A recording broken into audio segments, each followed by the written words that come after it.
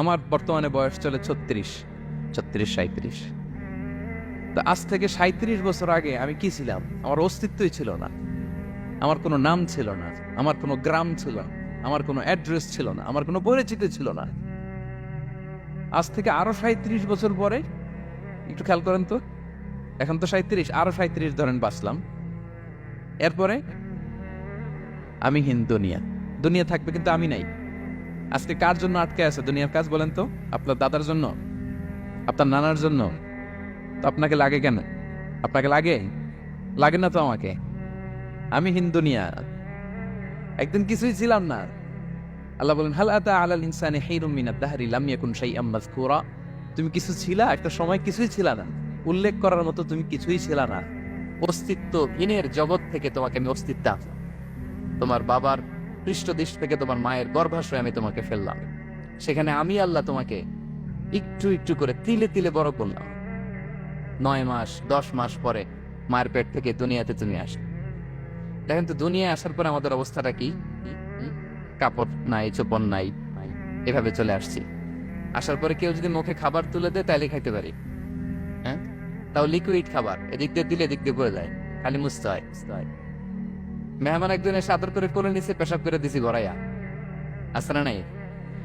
হয়েছে না এরকম? আদর করে একটা কোলে নিচ্ছে না, এখনই না ডায়াপার আসছে নিয়ে। আজ থেকে 10 বছর আগে এগুলো ছিল নাকি?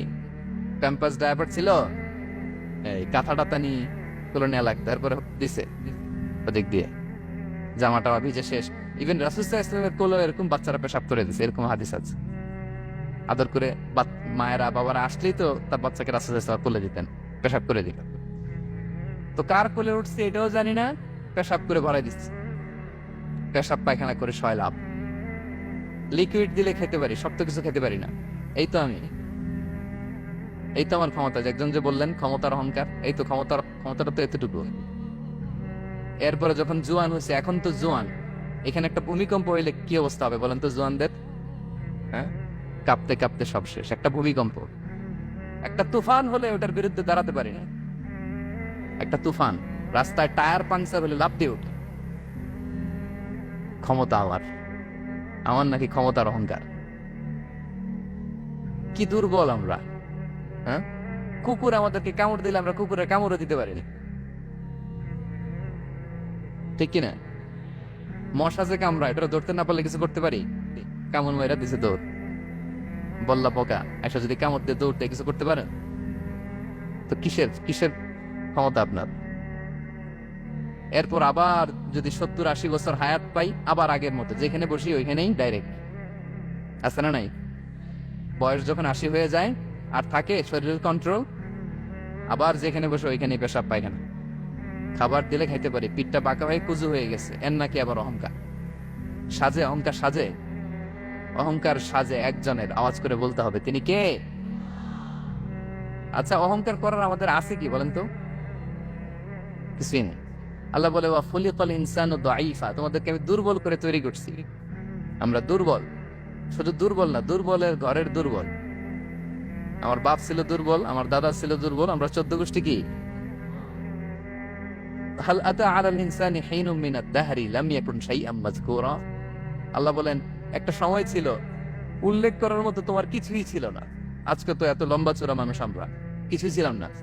আল্লাহ বলেন, কারুনের ঘটনাকে আল্লাহ এখানে এনেছেন। আল্লাহ বলেন, ইন্না ফারুনা কানা মিন কওমি মূসা। কারুন ছিল মুসা আলাইহিস সালামের কওমের লোক, মুসা আলাইহিস সালামের কাজিন ছিল মূলত।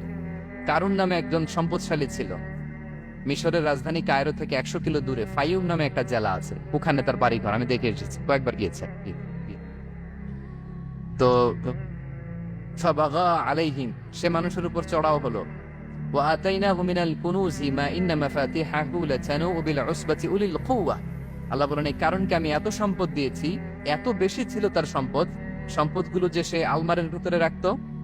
ওই আলমারির যে চাবি হইতো, এই চাবিগুলোরে ওজন করার জন্য, কাঁধে নেওয়ার জন্য 10 জন পেশি শক্তি পুরুষ লাগতো। আলমারি রাখার জন্য না, কি রাখার জন্য? আলমারি ভর্তি যে সোনা দানা গহনা, ওইটার যে চাবি, ওই চাবিগুলা বহন করতে একদল পেশি পুরুষ লাগতো, এত সম্পদ। তো তাকে এলাকার লোকেরা বলেছিল, ফালালাহু কওমুহু লা তাফরাহ, এই কারণ তুমি গর্ব করো না। কারণ তাকে বলছিল মুসা আলাইহিস সালাম জাকাত দাও, সে বলতেছে আমি জাকাত দিব কেন? এই সম্পদ তো আমার, ইন্নামা উতিতুহু আলা ইলমিন ইনদি, আমি আমার বুদ্ধি খাটায় এই সম্পদ কামাইছি, আমার সম্পদ আমি খাবো, আমি জাকাত দিব কেন? আল্লাহ বলেন ইন্নাল্লাহা লা ইউহিব্বুল ফারিহিন, কারণ তুমি অহংকার করলে আমি আল্লাহ অহংকারকে বরদাস্ত করি না, অহংকারীদেরকে আমি আল্লাহ পছন্দ করি না। আমি অহংকারকে পছন্দ করি না, অহংকারকে আল্লাহ তাআলা পছন্দ করেন না। কি হয়েছিল কারণের নসিবে? আল্লাহ বলেন ফাখাসাফনা বিহি ওয়া বিদারিহিল আরদ ফামা কানা লাহু মিন ফিআতি ইয়ানসুরুনাহু মিন দুনিল্লাহ ওয়া মা কানা মিনাল মুনতাসিরিন। আল্লাহ বলেন সে যখন অহংকার দেখালো, আমি কারুনকে আর কারুনের সব সম্পদ মাটির ভেতরে দাবিয়ে দিলাম, মুহূর্তেই দাবিয়ে দিলাম। সহিহ বুখারীতে এসেছে ইয়াতাজালজালু ফিল আরদ, প্রতিদিন 1 বিঘত করে কারণ জমিনের ভিতরে যেতেই থাকবে, যেতেই থাকবে, যেতেই থাকবে কিয়ামতের আগ পর্যন্ত। আল্লাহু আকবার। কারণ অহংকার করেছিল। আল্লাহ বলে আমি অহংকারীদের পছন্দ করি না। সূরা লোকমানে আল্লাহ বললেন ওয়ালা তুসাইর খাদ্দাকা লিন-নাস, মানুষ থেকে মুখ ফিরিও না। ওয়ালা তামশি ফিল আরদা মারাহা, জমিনে অহংকার করে হেঁটো না। ইন্নাল্লাহা লা ইউহিব্বু কুল্লা মুখতালিন ফাখুর, আল্লাহ তাআলা অহংকারীদেরকে, দাম্ভিকদেরকে পছন্দ করেন না। এই যে আমি বলছি যে 7 শ্রেণীর লোককে আল্লাহ পছন্দ করেন না, এটা আমার মন গড়া বানানো কথা? প্রতিটি কথার পেছনে কোরআনের যুক্তি আছে। কোরআনে আল্লাহ তাআলা বলছেন আল্লাহ অহংকারীদেরকে পছন্দ করেন না। ইংরেজিতে কি বলে? ইগো আছে আমাদের, হ্যাঁ ইগো, এটা ছেড়ে ফেলতে হবে, অহংকার করা যাবে না আমার প্রিয় ভাইয়েরা।